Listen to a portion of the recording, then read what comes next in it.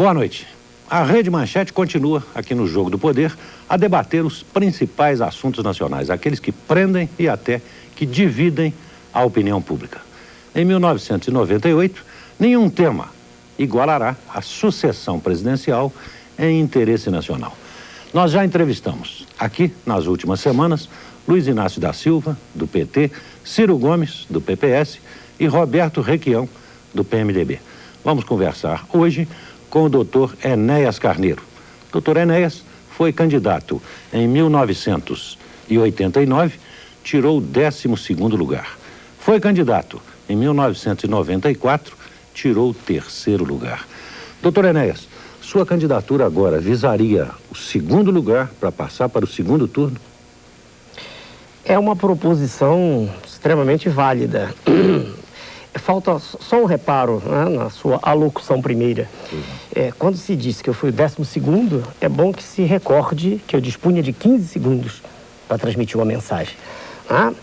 Quando se diz que eu fui o 3º, também é bom se lembrar que eu dispunha de 1 minuto e que os adversários todos, quer dizer, aqueles que estavam na lide, dispunham no mínimo de 6. Estou falando daqueles que chegaram na minha frente. E de 3 que ficaram atrás. Os governadores de São Paulo, ex-governadores, né, de São Paulo, do Rio de Janeiro e de Santa Catarina. Só um reparo. Isso nos leva, doutor Enéas, a uma outra questão. Parece que desta vez estão querendo garfar o tempo todo da televisão do senhor. A nova lei eleitoral não lhe daria nem 1 segundo na televisão? Aí existe, e como o senhor é advogado, conhece bem a expressão, existe uma antinomia jurídica no corpo da lei, né? Se o senhor observar a lei, dentro do mesmo artigo existe um parágrafo que afirma que tem direito a usar o tempo de televisão e rádio aquele partido que tiver candidato e representação. Sim. E logo a seguir, esse é o parágrafo 2º. Já o parágrafo 3º diz que não, que vale a representação eleita em 94. Ora, uma coisa exclui a outra. Sim. São mutuamente exclusivos. E, na verdade, essa dúvida vai ser dirimida pelo Tribunal Superior Eleitoral agora em fevereiro ou março. O PRONAS já entrou com recurso? Não, nós entramos com uma consulta. Mas Suas Excelências, os ministros, houveram por bem decidir por ocasião da resolução, que sairá em fevereiro ou março. E nós estamos, claro, esperando, é melhor, mais tranquilo. Doutor Enéas, não sendo um político tradicional, que motivos o levam a disputar pela 3ª vez a presidência da República? Os mesmos que me fizeram entrar no processo em 89, e o senhor se recorda disso certamente. Qualquer cidadão, qualquer homem ou mulher, né? Qualquer indivíduo que nasceu na nossa terra, sente um sentimento misto, né? Com diversas nuances, das quais a mais forte é a indignação, diante do quadro, né, de desrespeito ao cidadão, à pessoa humana. Quadro esse que tem sido a tônica dos governos brasileiros, governos que estão à frente do Estado, né? Que ainda existe, graças a Deus ainda existe o Estado. Por enquanto. Estão querendo destruí-lo, mas o Estado soberano ainda existe. Então, o que me levou a entrar no processo em 89, o sentimento maior é esse, indignação, né? Quer dizer, eu não aguento mais. Eu sou médico, sou professor de medicina, vivo bem, graças a Deus, não dependo desse processo para sobreviver. Não quero pertencer ao sistema que aí está, senão já pertenceria, e nisso não vai nenhum demérito a nenhum deputado, a ninguém. Pelo contrário, existem muitos altamente distintos. Eu, inclusive, tenho comigo um homem cuja presença honra-nos muito no PRONAS, que é o doutor De Velasco. Não é essa a questão. E há muitos outros. O problema é que um deputado sozinho não consegue mudar o quadro que aí está. E eles todos têm que reconhecer isso quando vem o seu programa, porque não há como. Quer dizer, o presidente da República, não. Ele tem um poder que, até certo ponto, é monocrático. Até certo ponto, dentro dos limites constitucionais, o que pode ser discutido, se o senhor permitir, no seu programa. Então, o que me levou foi isso. O sentimento é esse. Quer dizer, é impossível nós estarmos de braços cruzados, olhando para uma nação que tem todas as condições de ser, entenda bem o cuidado com o que eu digo, de ser a nação mais importante do planeta. Eu não digo que seja mais importante porque tem o povo mais culto. Ainda não o temos. Mas que tem aquelas condições básicas que fazem com que exista realmente independência e soberania de uma nação. É subsolo, com matérias-primas, água potável, sol o ano inteiro, etc, etc, etc. Sim. Com tudo isso, quer dizer, um indivíduo, qualquer um indivíduo, não precisa ser doutor em medicina, em engenharia, em física, não. Qualquer indivíduo, olha, o que há de errado nisso?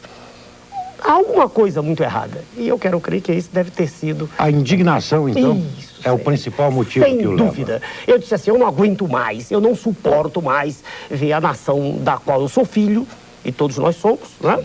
nenhum de nós é alienígena, quero eu crer. Eu não suporto mais ver esse estado de desespero em que vive a população brasileira. Não aguento mais. E resolvi entregar-me em holocausto a isso. Agora, doutor Enéas, o senhor tem um partido pequeno. Vamos na hipótese da sua eleição. O senhor governaria com quem? Com outros partidos? Onde o senhor buscaria a sua equipe de auxiliares? Muito bem. O senhor repete, e não o faz por mal, certamente, mas o senhor repete a tônica. Quer dizer, aquilo que se diz, se afirma e se repete através dos meios de comunicação e que eu tenho ouvido desde que entrei no processo.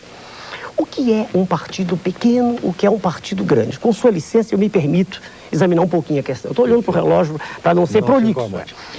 Veja o senhor, vamos olhar para o maior partido, o maior, né? O que é o maior partido, que tem o maior número de deputados? Por definição dentro desse conceito a que o senhor fez alusão implícita. Ou de filiados? Não, isso não diz nada, porque todos os partidos políticos juntos não têm 10% do eleitorado brasileiro. Então isso não diz nada. Quer dizer, o argumento peca, não tem consistência. Agora vamos então para o outro lado, quer dizer, o número de representantes. Deveria ser essa a razão. Ora, se o PMDB, nada contra deputados do PMDB, contra o presidente, Sua Excelência, doutor Paz de Andrade, por quem tem inclusive respeito e admiração, pelas posições nacionalistas que tem tomado. Mas olhamos para o PMDB. Em 1994, eleição presidencial, o representante do PMDB, com todo respeito também, o senhor Orestes Quercia, ele tinha um partido grande em suas mãos. Tinha mais de 3 mil diretórios, não sei o número exato. Mas do que adiantou isso? O senhor tem razão. Eu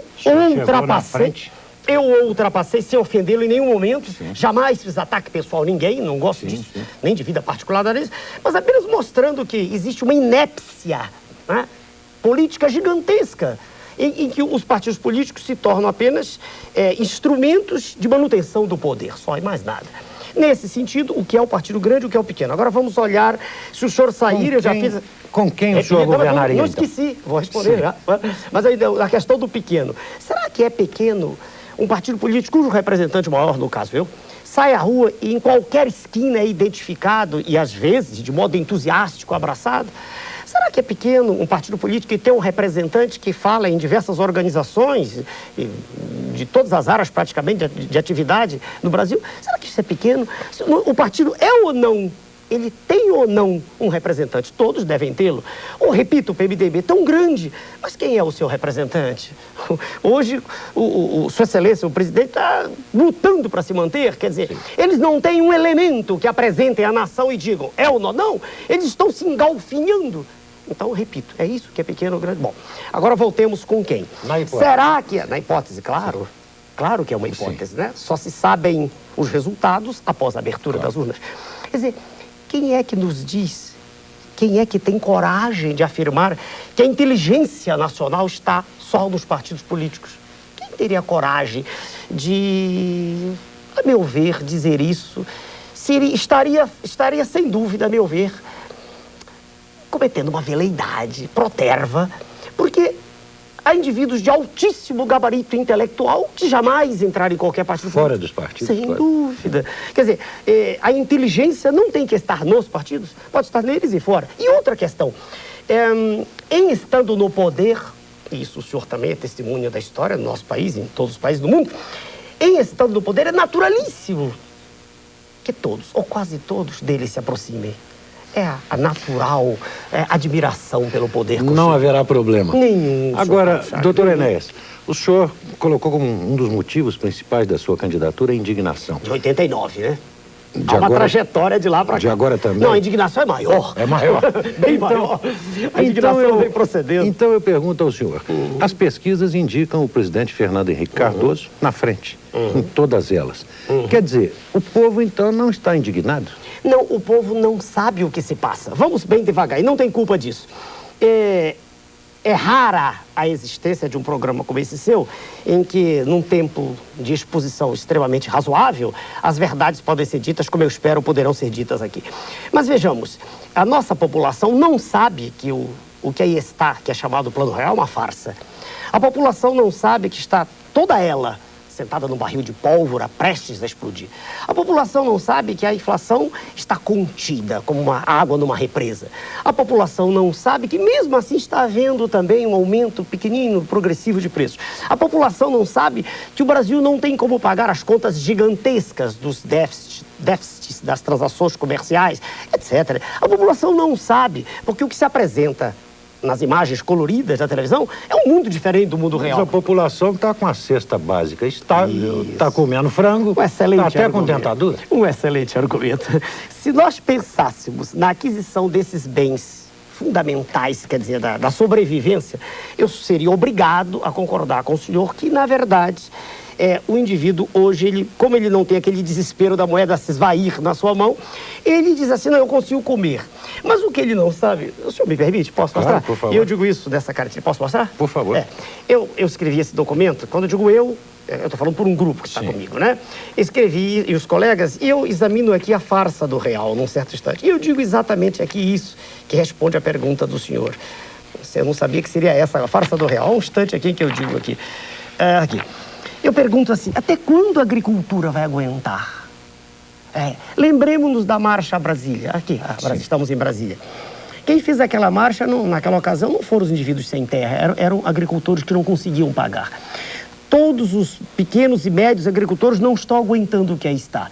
Não estão aguentando as taxas de juros, são as maiores do planeta, não estão aguentando pagar os empréstimos, não estão aguentando concorrer com os preços dos produtos agrícolas importados que estão sendo importados a tarifas baixíssimas. Então eu pergunto, até onde as diversas classes trabalhadoras vão suportar perdas salariais? Que já naquela época, na passagem da URV, né, para o real já foi em torno de 30%. Até que nível vão fazer descer a atividade industrial? Há pouco tempo, disse o presidente da Associação Brasileira de Máquinas, estamos todos nos transformando em revendedores. Sim, para sobreviver tem que revender. Quantos milhões a mais de pessoas estarão desempregadas? Mais de 10 milhões hoje.